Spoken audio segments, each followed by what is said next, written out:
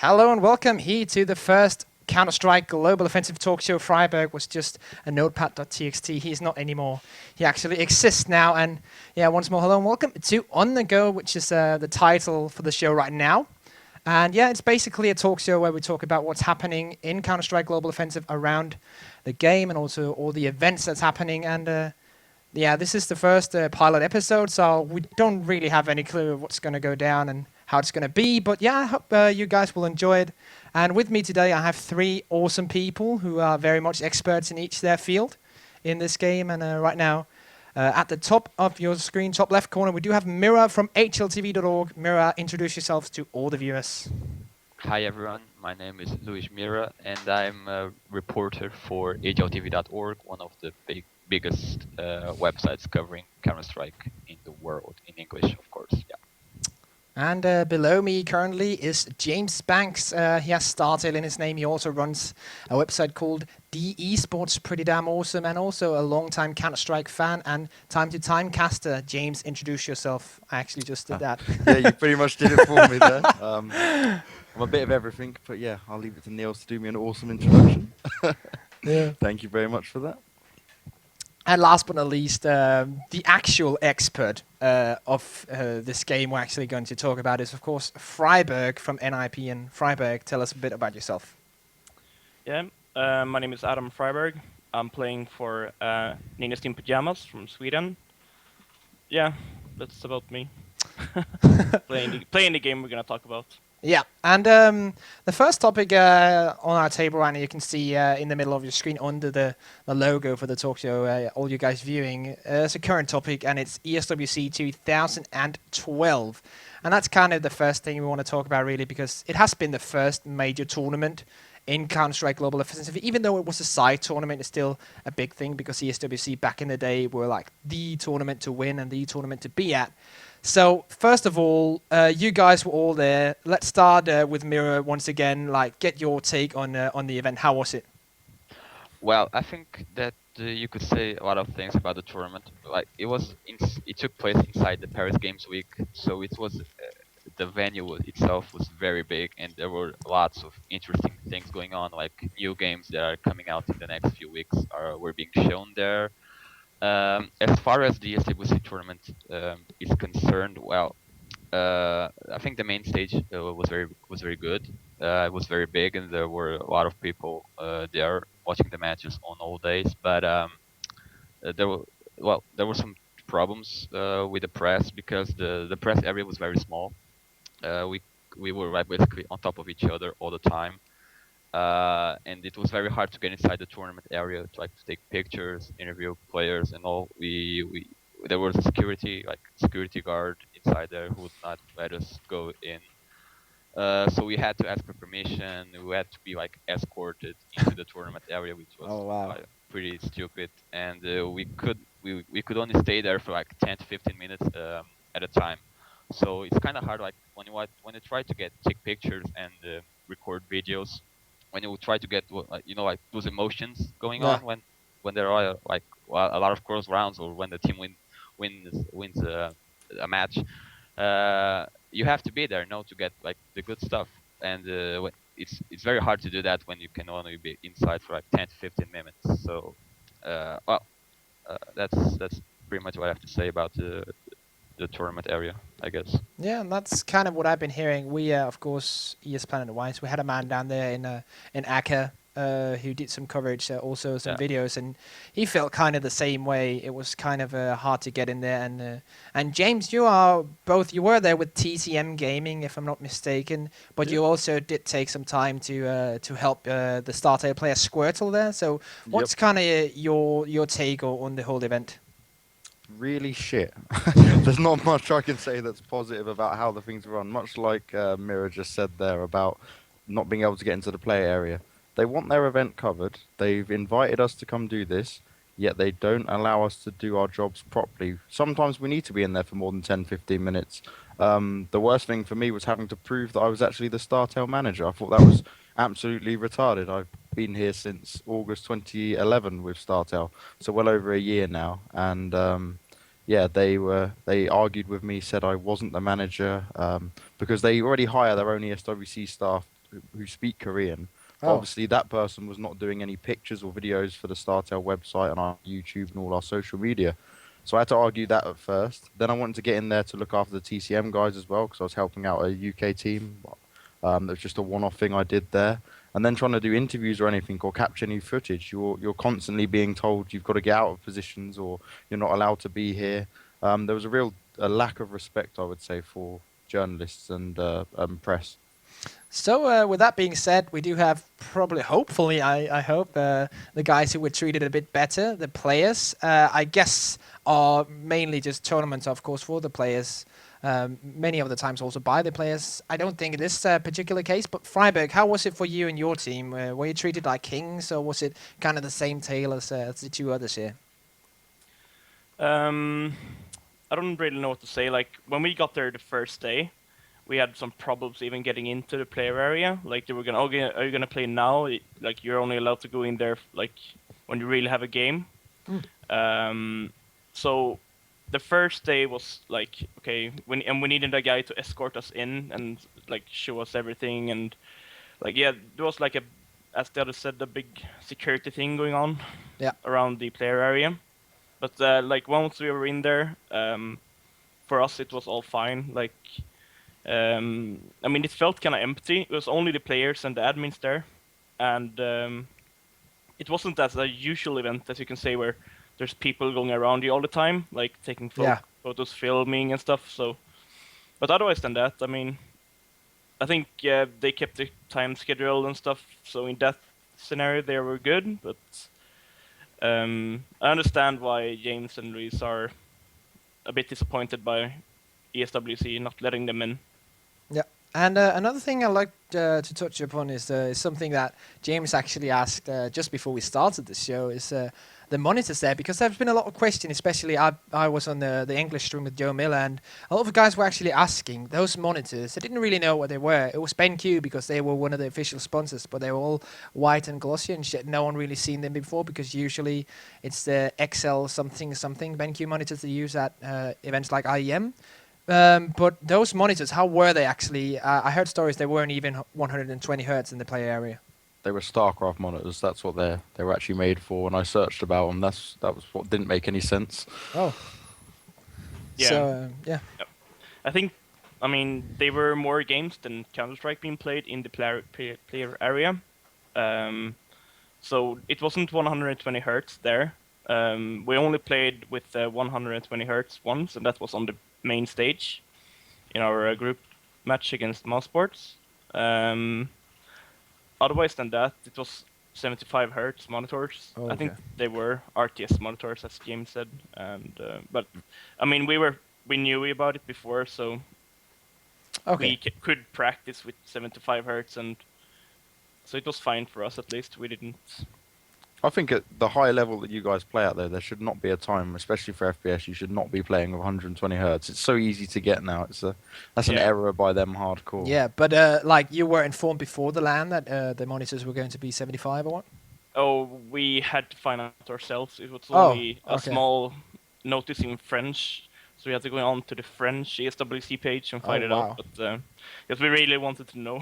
Yeah, okay. Because we were boot camping, so it's good to know. Okay, so that kind of clears that one up. Another thing I like to touch upon is the fact that has also been a thing that many people have been talking about. It was actually, some people have been saying it was a commercial success, and in form of the fact that there were many people there to actually watch the event in person, and that was mainly one of the things that I focused on, to get that huge stage show going and all the girls dancing, etc., etc. And since you all three were there, probably more to James and MIRAA, because they were actually covering the event while Friberg probably was busy playing in the play area. Like, how was like the stage and the people there? Did it really feel like a fucking World Cup, as it's actually called, or was it just a facade of something not really that pretentious? James wants to talk first. Okay, I'll fire away first. I'd say, on a whole, it looks really good. From anyone who's not at the event, it looks amazing. They're doing a good job in that sense.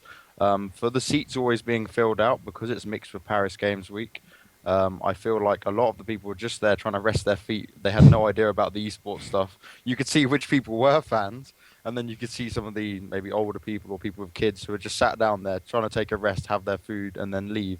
So it didn't give a real realistic sense of who was actually staying there, but you kind of had an idea. It's probably less than half, I'd say, being fair. For the event itself, I'm sure ESWC did very successful because I know a lot of their partners are just French partners, so Yeah. their money would just come from there. So I'm sure if they show all these pictures and the great videos and the sponsors are there, they've probably looked at this event and gone, this is a huge success, and I'm sure we'll see one next year. But to me, ESWC feels like it's backwards a few years compared to events like DreamHack or IEM. And having streams on Daily Motion, that made no sense either. Just I have to throw that one Yeah, in I'm there. gonna touch up on that in the end. But yeah, MIRAA, what did you think? Well, I think I'm with James on this one. Actually have no idea from the people that were there in the in the stage area. Actually, how many were actively following the matches. I think they were like just passing by and trying to see what was going on. But still, well, I think that for the seats to be completely filled out, I think it's very positive and it gives a good message about esports. But well, there were actually I couldn't watch many matches that were taking place inside in the main stage. Basically, the female final, and there were a lot of people cheering for both teams, I guess. Yeah. So there was a good feeling inside the tournament area. Well, I have no idea how good everything else about the SWC was, but I think it was a this was the second ESWC tournament for me. The other one was 2009 at Disneyland, and I think that this was Yeah. one was a lot better, but still, well, not the best tournament I've attended. Definitely, no. Yeah, and another thing that some viewer just brought up in the chat that I actually think is very important. I remember there was a blog on it on HLTV actually I read by a Frenchman called D Bland, I think his name was, saying of course the Valve guys, the developers of CS:GO was actually at ESWC and there was a lot of talk going on. Did they actually talk to the players? And this is mainly to friberg. Like, did you have conversation with them? Did you come with your inputs? And what kind of did they want to know? Yeah, we talked a lot to them.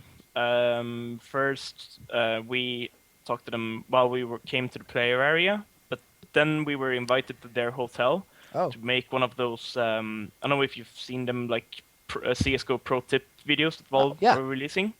They asked us to help them out with doing one of those. So we helped them out, and while one of us was up there doing the video, we were talking to them, and they wanted to know like what we feel about the game, what we would like to improve, and all the things like that. And I mean, they really show that they want this game to be better, and I mean how to make it more successful, and for us like as well, what do we feel that needs to be fixed. So I mean, I think they covered almost everything around the game, like what do the professional players think, what do the spectators want, what do the casual players want. Like, they asked us about a lot of things, and I mean, in general, they were just awesome. They were there, so I'm really like happy that they got over to Paris. Okay, I think we can like all agree, and that's freaking awesome because,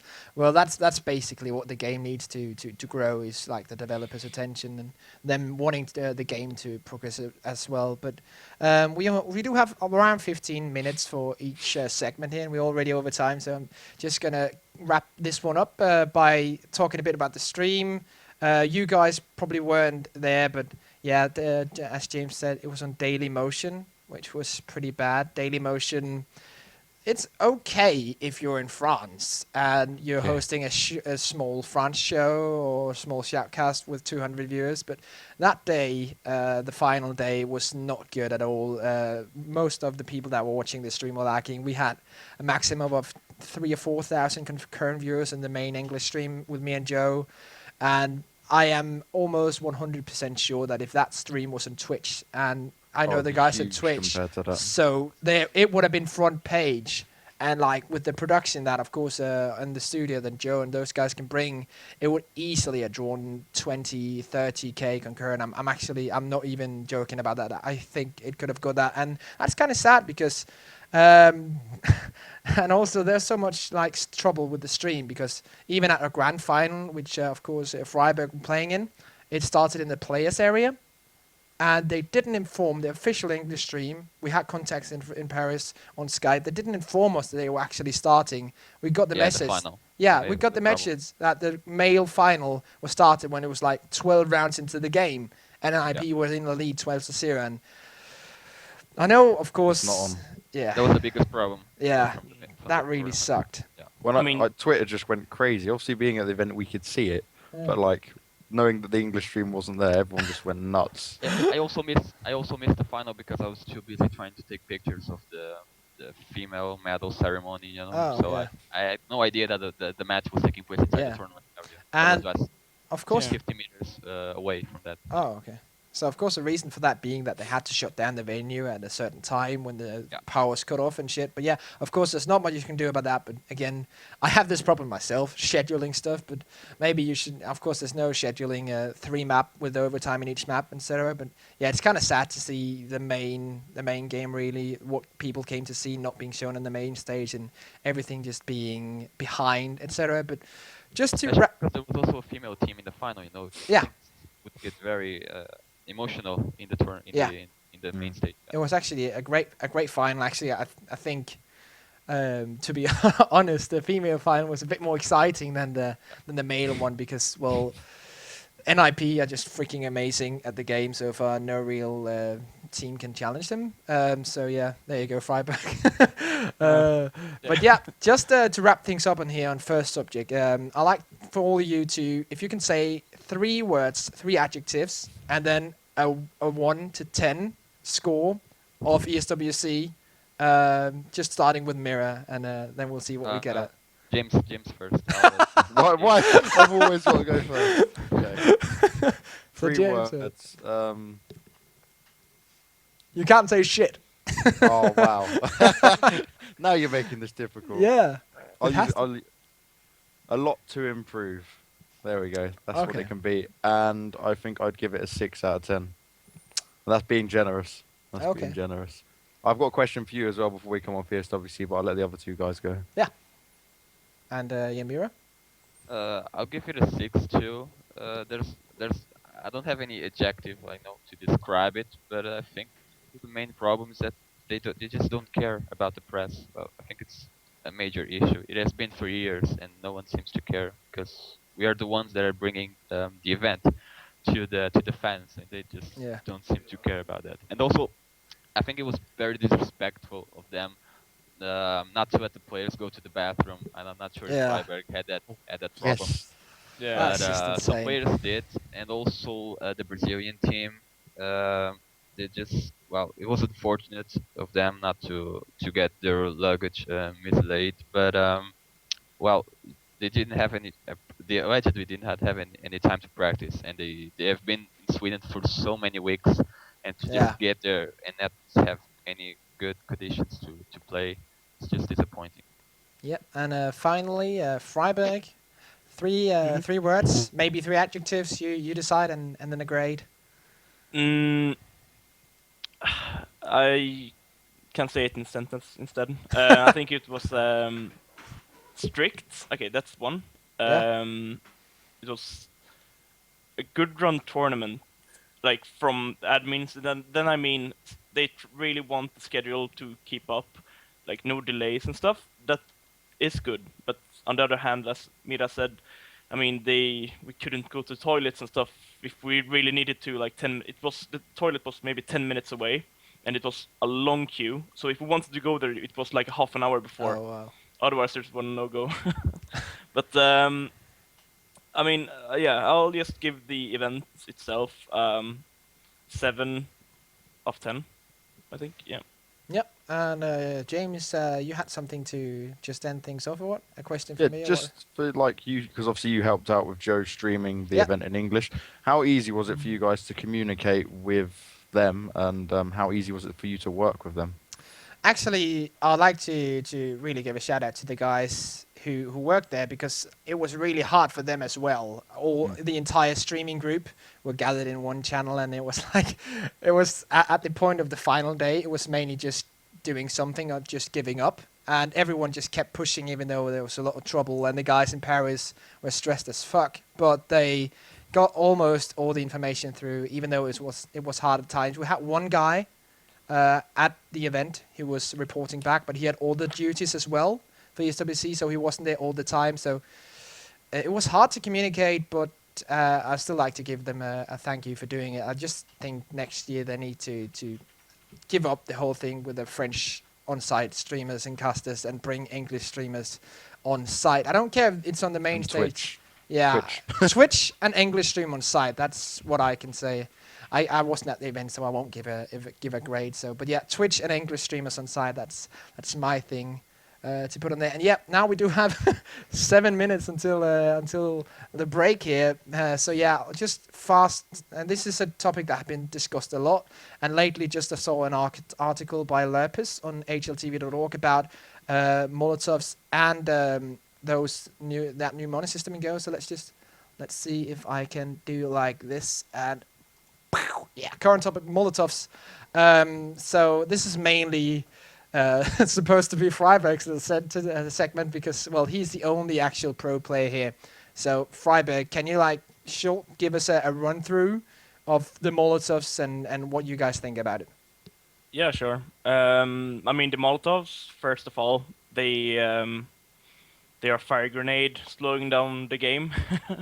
Like, you only throw them because you don't want the terrorists to run at you. Like, it's a very defensive grenade, which slows down the game a lot. Me and my team thinks the Molotov are slowing down the game so much that the spectators are feeling the game is boring. I mean, I said that to the Valve developers as well. Like, imagine on Nuke, there's a upper site, there's a hut, there's a door. The T's are preparing a round pushing to B1 to the upper site, and there's a Molotov being thrown when all the grenades has gone out and you're prepared to run out. There's a Molotov coming, and you can't really do anything at all than back off. Unless you want to run through it, get slowed, and lose like 90 health, or die. I mean, it slows down the game so much. Yeah. And we didn't use it on DreamHack Valencia, and it worked out fine. Like, no one complained about it. But from what I've heard, the CSGO developers wanted Molotovs to be tested on ESWC to see how the gameplay would change. And I mean, we really did see game change play. Yeah. Change a lot. Yeah, what's more to be said? I know that they did feedback a lot about it. They asked all the pros about it. All the teams, they asked questions, what can be done to change it. And I know that there is an update coming out before DreamHack with updates about the Molotov. Oh, that's pretty awesome. So, like, kind of a nerf? Yep. Okay. I mean, I don't know how much I can say, but they've really taken notes about what we say about the Molotov, and they will not be as effective before, and maybe not even worth buying. Okay, so that's actually pretty awesome, to be honest, because was it you, James, who wanted to say something there? Yeah, sorry. They don't want to remove it, if I'm right. They want to keep it in, but have it work. Because what annoyed me about it is in one of the games, I think it was Very Games versus ESC. Yeah. ESC, if there was no Molotovs in that, ESC would have won that game 100%. Just watching it, every time they were just getting shut down by the Molotovs, and they didn't seem to have an answer for it. But when you put them into just a straight-on-straight gunfight, ESC were the better team. I completely despise Molotov grenades. They do my head in. Yeah, and also to come with my point of view as a caster, it really slows down the game, and Counter-Strike is already hard to understand, and it is a slow game, and there's sometimes you get into scenarios where there's not much happening and slow push it and etc. So to put even another thing in it that makes it even slower just seems ridiculous spectator-wise to me.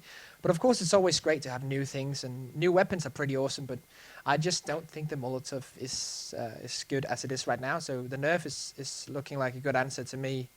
And yeah, I think we if MIRAA, do you have anything to add to that Molotov Yeah, story? yeah, I agree with with what everyone said about the Molotov. It slows down the games and it makes statics a bit worthless, like to some extent, because you are like planning to go there, to throw some flashes, then go to the other bomb site and all that, and then you can just be stopped like for a grenade that unleashes a rain of fire for like 7 seconds. You know, makes statics a bit worthless to some extent. And faculty actually did a very good job at countering that. They were like running all over the map, waiting for their opponents to like use all the Molotovs. And I think I was a little bit surprised because everyone was against the Molotovs, pretty much every pro player, but then everyone used it at the ESWC. I think that players should have made like, I don't know, a gentleman's agreement or something, Yeah. like Yeah. not to use them, because you should like very games base their tactics on Molotovs, you know, Yeah. Yeah. because they were like everyone's against using it, but everyone used it. So I Yeah. think it was, I think that players should have taken a stand, you know, and not use it. Well, I think we missed a great opportunity. That's all. But yeah, a small answer to that is that some teams they really put in hours on getting those awesome Molotov grenades. Yeah. For Very games. example, Very Games and Faculty. I mean, they both had very good Molotovs to throw, Yeah. Yeah. and I mean, what would they hours? I mean, they it should be like decided before the tournament if Yeah. there's gonna Yeah. be Yeah. on or not, so teams Yeah. can actually practice with it. So it would have been, I mean, for those teams that actually played with it online, it would have been a disaster if they come there and it's gonna be, banned for them. Yeah. But yeah, But in 1.6 there was a riot shield and no one used it. I'm saying that we should have done the same thing. Yeah. So, yeah. No, but like when we practice, we don't throw the Molotov grenades because we don't like them. But if someone Yeah. throw them at us, we throw them at them. That's how it is. Yeah. oh, okay. So there we go. That's the first half hour of the show, really, and we're going to be back. We're going to take a 5-minute break. I'm going to get some more water, and we'll be back discussing the new leagues coming in. We do have the Star Ladder. We do have ESEA coming into Europe, and with their new World League with a huge prize pool. And we're going to talk about that after the break here on the go. Here on the go. That fucking sounds ridiculous, but yeah, we'll be back after the break, guys. See you then.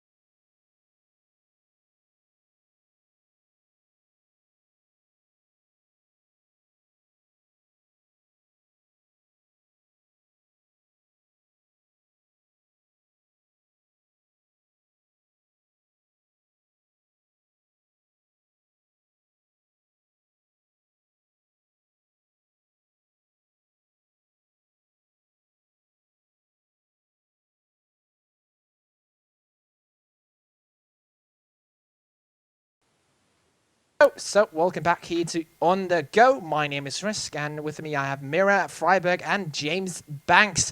And right now, let's see if I can click the right button, and boom! New leagues is the new starting point here for the second half hour of the show. And what we're really wanting to do with this little segment here is trying to discuss. We do have already a number of leagues in here in Global Offensive. Cybergamer Invite League, and we do also have the Danish SteelSeries League for all the Danish teams, and we have loads of British guys running their leagues, and we have the Swedish eSports Championships, SM something, and we have Thor Open as well. So we have a lot of things. Now, two major contenders are just stepping onto the scene. StarTale, known for all their stuff in Dota 2, and also Bloodline Championships, Bloodline something. I'm not sure what the title is of that game, but yeah, they're pretty big in that, and basically in Russia, they're pretty big, and in Eastern Europe. And then also ESEA also stepping up again once more to move into Europe. So just to start off for StarLadder, basically it's going to have Navi attending. It's going to be a sick league. I think it's $10,000 for price, but I'm not really sure. 15,000. 15,000. Okay, so like, what's your take on this? We'll just start from the bottom again, or from the top again with MIRAA. Oh, it's a shame that NIP will not be able to participate in the tournament. Yeah. But I think it will be very interesting because Navi will be attending. It will be their first event in CS:GO. I don't think that they'll do that well, considering that they switched only, I don't know, some days ago. But also ESC Gaming will be attending. I think that they could be playing a lot better than they did in Paris. Well, I think it will be a very interesting week. Too bad that the finals are at such a bad time, like just two days before Christmas. Yeah. That's like the worst dates ever. But overall, I think it will be a very interesting competition to watch. James? Well, I think it's definitely needed. It's good that these money's being put up for the to be thrown into CS:GO. I'm quite happy to see it. Obviously, I'm not sure if it will lose some viewing numbers because we've seen the viewing numbers that NIP can pull in on their own when they're playing the game. But it will give us a chance to have a look at some other teams. So, no, I'm fully behind anything that wants to start up and put that kind of prize money forward for Global Offensive. And yeah, as MIRAA said, NIP of course won't be attending. I think mainly is the reason due to Get Right going into surgery. As far as I'm concerned, he has a video blog somewhere in fragpad.sc. I think there is a link for it. So friberg, can you kind of elaborate on the whole story there? Yeah, like, I mean, Get Right has been having the problem now for a while, and it will be a really busy autumn and winter for us now. I mean, we're having DreamHack first in 10 days. Then we have the week after, it's a LAN in Prague. Yeah. The week after that, we hope to qualify for Thor in Sweden. The week after that, it's NorthCon in Germany. Yeah. And the week after that, StarLadder would be. So, I mean, if we would attend that event as well, we would have 6 weeks with 5 events. Yeah, that's, I mean, like... that's I'm really happy that StarLadder decided to come to CS:GO, and I mean all the teams attending. I mean, it's been good for Dota as well. So I mean, it's good for the scene, but the dates that they put them on as well, like 2 days before Christmas. Yeah. Like in Sweden, for example, we celebrate Christmas on the 24th, not on the 25th. So that would mean that we would have to travel home on the 24th on Christmas. I mean, that wouldn't be the most optical, the best way to have a tournament on. Yeah. And the airports are crazy on those days. Yeah, exactly. Yeah. So, but yet again, I'm really happy that they decided to come over to CS:GO, and we will be happy to attend the next StarLadder League for them. Yeah, and that's another thing that I think is really saying what you put your finger on there is that all these tournaments, not just online tournaments, but actually LAN tournaments coming in weekend after weekend. That's something that you can draw parallels to into StarCraft. You have loads of tournaments. And James probably know this as a manager of an actual StarCraft 2 Pro team, that the players are getting busy, and you can see sometimes the result of that when they just travel around the world to all these different tournaments. They don't have enough time to actually practice, sit down and practice at home, and that sometimes affects them, and in the end also affects my my job and the viewing experience for my viewers, etc., and the news that MIRAA can write about, all the write-ups. So in the end, not like a ton of tournaments is awesome, but you have to think about the schedule as well. And yeah, Christmas is an idiotic time to put a final. Yeah, and I have the same thing with the 24th, and I might even be going there. So, and I don't know what I should do yet. But yeah, that's kind of the first thing really about that star ladder. Anyone wanting to say anything more about that, or? No. Skip This to one the is next one. this one is done. ESEA, the next thing. In Source, which is my game and also Friberg's game, ESEA had something in Europe. It didn't turn out really that well, just to say it politely. But now they are back into Europe, and they are back with a global tournament. I think that's what they called it, with a huge prize purse also for the next ESEA season. That's also really looks really promising. So your take on that, guys? What do you think? Who wants to say something first? I can go first. I mean, I played ESEA before in Europe when they were here for Source, and it was only online, which means, I mean, they still had pretty good money here in Europe to put on the table, but with no LAN finals, the seriousness of the league wasn't as high as an event. I mean, all the teams, we play to go to events. That's the most funniest thing we do. Yeah. To compete in events, and we all prefer going to an offline event than playing an online league. So I think that was the main reason it didn't work out as good as it could have been. But I mean, now they have LAN finals in America with a huge prize pool, with teams from both America and Europe will be attending. I mean, it's just pure awesomeness. I mean, they've just done it so good. Everything that they that's gone up with so far. So we are really excited, and we will be sure to get to America and play the finals there. Yeah, and also like just to add on to that, like ESEA after their stint in Europe, what they have been doing in the US has actually been quite awesome. Also streaming wise, they've been doing a hell of a good job. Some of my colleagues, Wissen Hunt and Corey Dunn, I think, has been working for them and also doing loads. Actually, I think they work for ESEA, one of them, right now. And streaming wise, they've been doing absolutely great, hosting all the LAN tournaments, the ESEA LAN finals. And I'm really also looking forward to see what they can do here in Go. So, James and MIRAA, do you have any thoughts on this subject? I just hope it'll be really successful, because I remember that when they tried to make that big push into Europe last time, it didn't kind of work. This time round, do you still have to have premium to take part in all of it? Because I remember that was one of the things last time where everyone had to have premium, and it kind of stopped a lot of people, maybe the cheaper, lower down teams, they weren't so much interested. So if it's running the same way, that might be the only problem they come up against. But yeah, last time around was not very successful. They tried to go big in Europe, but it didn't work out. This time they're like expanding to Europe again, trying to like get more attention from the European users.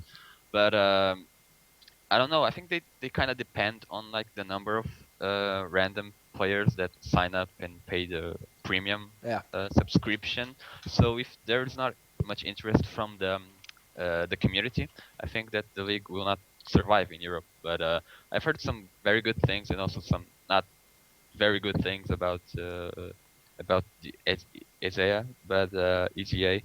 But well, I think it would be a very interesting league to follow. But I'm not really sure. I hope it turned out better than last time around. Yeah. What are the good and bad things you've heard there, MIRAA? You've got to elaborate.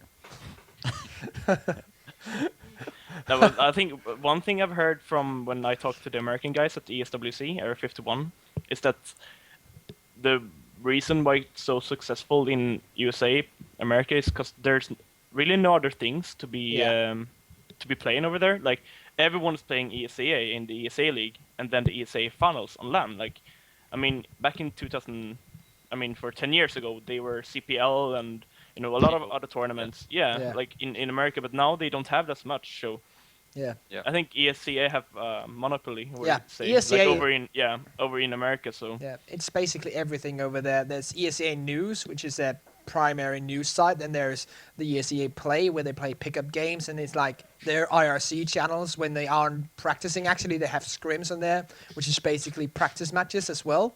So ESEA is just like the entire American community, and that's Yeah. the reason why it's doing so well. And if they can, I don't think they can get the same status no. in Europe because we already have great sites. We have in Denmark, we have ESL Game.dk, also. Yeah. we have ESL to run the tournaments. We have all types of other tournaments. We have HLTV for the community, and we have all sorts of news sites doing all sorts of weird shit. And I don't think they can get the same status, but of course, it's always good news to see new tournaments spring into life here. And as Friberg said, the LAN finals, that's like the most exciting thing to do as a gamer, and also as a guy interested in esports and gaming, going to a LAN finals. If you find yourself in America and you can go to it, go to it. It's the same with DreamHack, which is my little transition into the next one. Is that DreamHack will be coming up, and wow, this is probably, I don't think I've been so excited for any event before in my entire life. Maybe my first LAN event when I was like 14. But apart from that, I don't think I have been more excited for any event other than DreamHack Winter, which will of course feature Counter-Strike Global Offensive, a gigantic prize purse, actually doubling ESWC, something like that, and a set of casters that can basically put me to shame. They do have Paul Red Eye Chalona, probably the most legendary caster ever, together with GG Wheat in the business, and then Corey Dunn from USA, also the man with the golden voice, from now working at MLG as a technical director for League of Legends, and Khan, Lurpis, Threat, I think are the co-casters, and then all the awesome teams in the tournament. We do have Fnatic coming in for their first Go tournament, NIP, Kings in the North maybe in CSGO, and like I like to start with Friberg because you'll be like your team will be like the one to watch. You'll be on home soil. You'll be in that arena. I hope they'll send the final from the arena. You'll have all the Swedish fans cheering for you. What are your kind of thoughts going into the LAN tournament? This is actually the first time I'm gonna be at DreamHack to compete in a tournament. They never had a source before. So for me, it's really, really exciting. I mean, I've only heard good things about DreamHack. I mean, they've been running for so long now, and they always improve. So I'm really looking forward to it. And I mean, teams are only getting better and better. So for us, we have to really to be on our feet to be able to win DreamHack as well. So yeah, I mean, there are so many good teams. So spectating wise, I think it's going to be the best event so far in CS:GO. Yeah. By far. 100% there. I actually can't wait for it. DreamHack always put on an amazing show. Yeah. So it'd be interesting to see what happens this time round and for the first CSGO one. Do you feel a bit more pressure with it being in Sweden there, Friberg? No, not really. I mean, we beat the Frenchies on French soil, so I mean, they want revenge now. So we need to be afraid. We should be a bit afraid now. But I mean, there are so many good teams coming. Very games are coming as well. I mean, yeah, it's gonna be so good. Everything. I heard as well that they will have like their own studio as they have had in StarCraft 2. Yeah. Like they've really put in effort into CS:GO. So I really, really hope that it will be a good tournament overall, so we can see more of these in the future. Yeah. That thing about their own studio with the casters, and they're gonna have I think I'm not quite entirely sure how they're gonna do it, like physically, but yeah, they're gonna have a couch and they're gonna have co-casters to analyze a game after each map, which will be Khan, Lurpis, and Thread, and then the play-by-play casters casting the actual game, and it's gonna be plain awesome just to see. But MIRAA, are you going there to cover it for HLTV? Yeah, I am. I'm actually very excited to go there because it will be my first DreamHack. I've never been there. Only to Valencia. Can't really compare the two, I guess. So I think it will be a very good tournament, even better than the SWC. But right now, I think that NIP are like one step ahead of the other teams. So I think this is pretty much NIP's title to lose. Yeah. I, I'm actually looking forward to watching pro gaming play because they said that they've been very well. They've been Yeah. doing very well in practice matches, so I think they could be, in for a treat. Also, very games. I'm not sure that in 2 weeks will be enough for them to reach NIP's level, but I think definitely NIP are like the main favorite to Yeah. win the title. Yeah. Just of that, now going into the actual tournament, just to talk about the teams here. Of course, as I said in the early beginning, Fnatic, it will be their first tournament, the legendary 1.6 team with all the Danish and Swedish players. I see some guys writing in chat that their dream final would be NIP versus Na'Vi. And to be honest, I actually don't think Navi will be attending the interview they did with our reporter, our editor-in-chief, Ake. I think Zero Gravity actually said that it will be skipping DreamHack and to practice to further tournaments. So it will not be a Navi team in there, I guess. But yeah, all the other teams that's going to be attending, there is a qualifier at HLTV. They're going to hold the international one. The Danish one is actually playing right now as you speak. It will be on with the upper bracket final after this talk show. And like mainly just all those teams here, like I'm not going to ask friberg because he's going to predict his own team to be winning, and well, I guess everyone else is also. But yeah, like who are your like favorites to win it, or your favorites to surprise and like give everyone a good show? We'll start with MIRAA. Well, we don't know. There are still six slots Yeah. left to fill, but from the list of teams right now, I think, well, hands down NIP main favorite. Then I'm tipping like pro gaming to surprise some people. Not sure if ESC will be good enough, but also I think very games in NIP will reach the final. That's pretty much it, and NIP would come out on top. Yeah. Yeah, and I have to agree on that one. With NIP, I basically think there's no actual way of saying anything else with a logical reasoning behind it. The way that they've been playing, but I'm really looking forward as a Danish player who's been also watching a lot of 1.6, not playing, but watching, seeing Carrigan and all those guys in action in Go. That's gonna be freaking amazing, and Yeah. they have been having some good matches over DreamHack. And I'm not actually, this is just to step off a little bit. James, are you going to be there in person as well? Yes, that is the plan. As far as I'm concerned, I will be there. Okay, is it your first DreamHack as well? No, I've been okay. to many DreamHacks. So, My favorite event.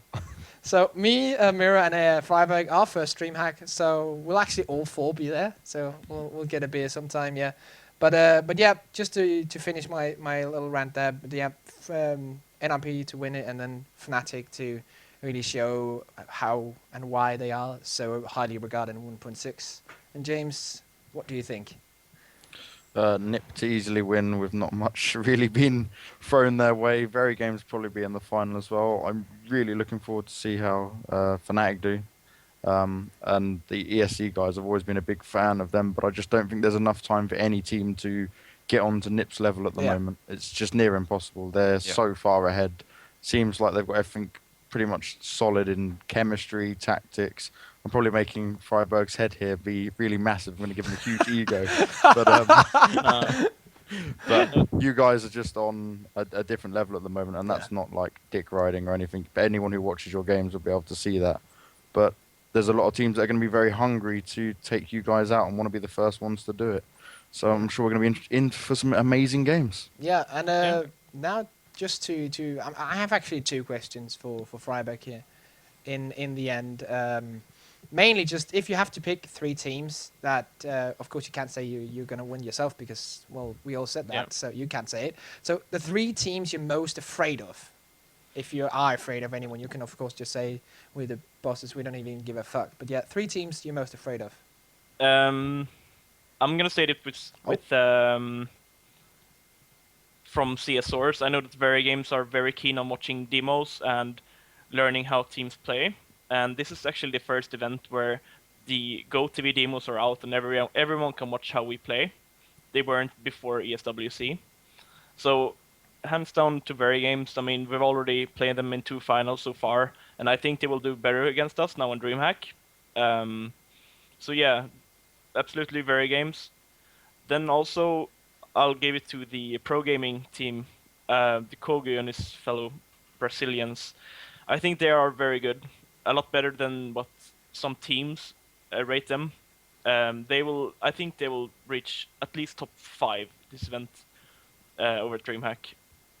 They're putting down so much hours over boot camping at Inferno Online in Stockholm, and I think they have lots to learn after ESWC as well. So they will only get better and better with the time they put in.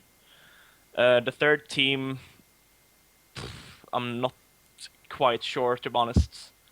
I would like to say Fnatic, but I don't think they've had enough time. I think I played with Carrigan yesterday, and his mates are coming back. I think it's today or tomorrow, and then they'll have 10 days. And I heard that they haven't even touched the game before. So I mean, I would love to say Fnatic, but I don't think they've had enough time to compete in the game yet. Yeah. Yeah, that's about it. So that's it for the predictions, and therefore we don't have we have like 4 minutes remaining. So I'd like to just for you guys to kind of like say what you look most forward to at DreamHack. So is it going to be the probably amazing final? Is it going to be meeting all the esports friends, or will it just be like the general LAN atmosphere? What are you looking mostly forward to at DreamHack Winter? We'll start from the top again with MIRAA. I'm looking forward to like experiencing one of the biggest LAN events in the world. The biggest, actually. Yeah. I've only been to Euskal in Spain. It was very big, but I think DreamHack like a different level.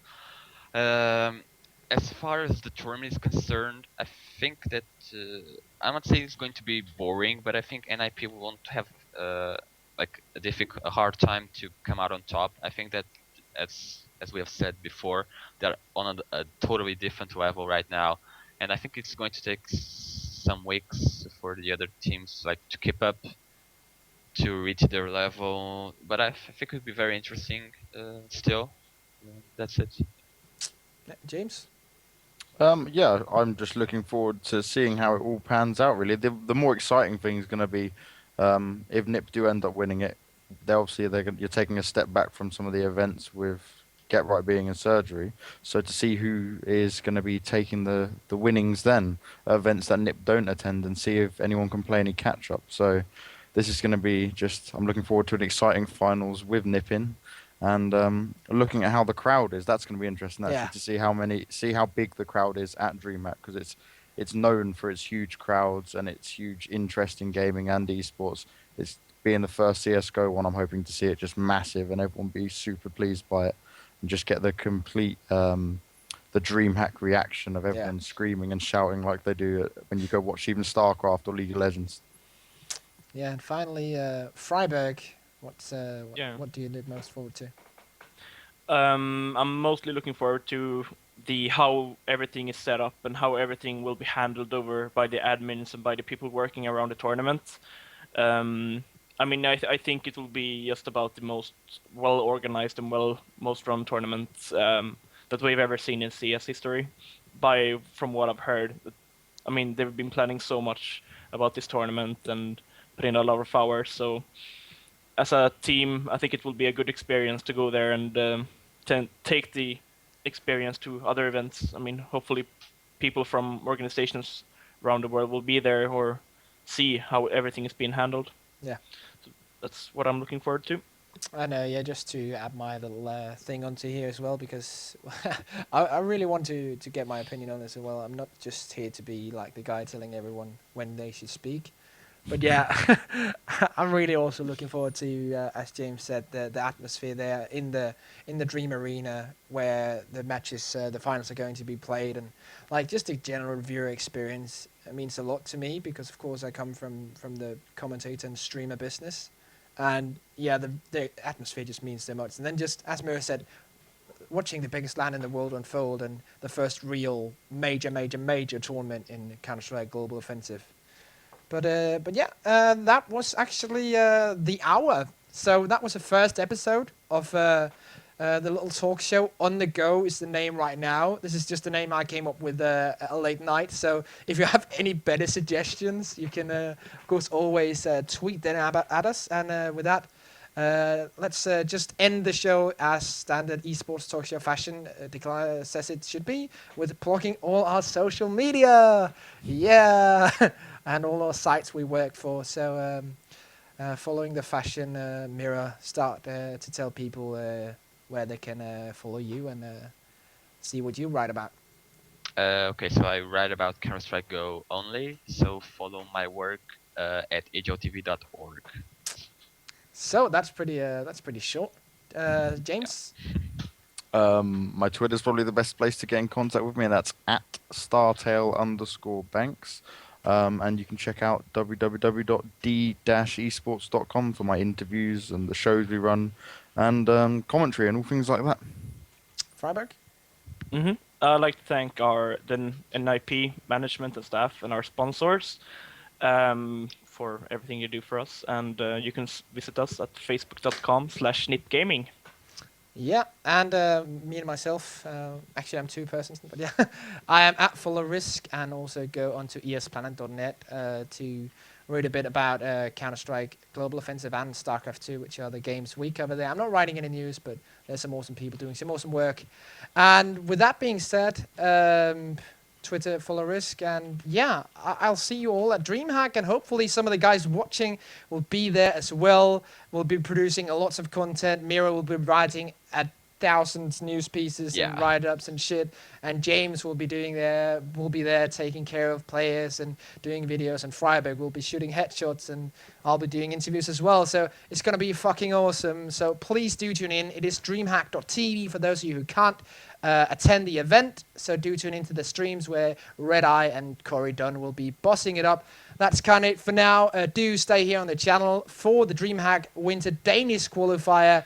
The last remaining matches for that, and so far, just thanks to all the guys in the panel, and thanks to all the guys tuning in for doing this. And if you like it, go on to youtube.com/myesplanet for the VODs. Like it there, give us a little comment, say what you need to see in the future. But thanks for sticking with us. We'll see you later. Thank you. Bye-bye. Bye. Bye.